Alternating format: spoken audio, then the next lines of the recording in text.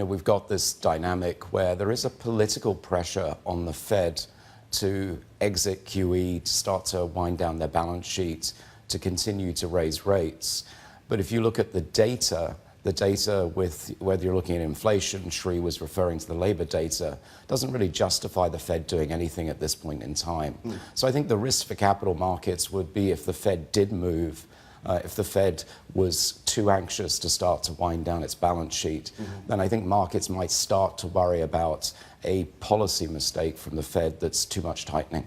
Yeah, especially going solo, right? I know the Bank of Canada moved a quarter point, but we're talking about the unwinding in this case of $4.5 trillion. I mean, especially when the rest of the world is on hold, pretty much, right? It's dangerous to go it alone. I mean, it's not necessarily solo. We do expect the ECB to talk about tapering at some point this year, with possibly tapering next year. There are actually some restrictions on what the ECB can do with the current permissions that they have. And we do expect the Bank of Japan to start to announce something as well. So we could argue that sort of G3 central banks are moving in the same direction.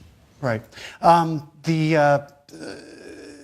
you expect the unwind to start before the next hike would come? And which is more important for the markets? The unwind is going to be done so slowly and deliberately. They're not going to crash the markets or anything, are they? Well, it's going to be a 10-year thing, isn't it? Look, I think the markets will have some nervousness around the unwinds because we've never seen an unwind before.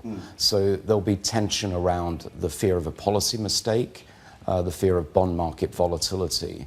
But the Fed really should be in control of this, and insofar as the Fed starts to reduce its balance sheet, that is effectively tightening, and you could get that ironic move where actually bond yields fall rather than rise. Remember that when the Fed started tapering in 2014, bond yields fell, they didn't rise. Because for the bond investor, you've got a central bank that's a little bit less accommodative, which is perversely sort of bullish for bonds, even though the Fed is selling bonds.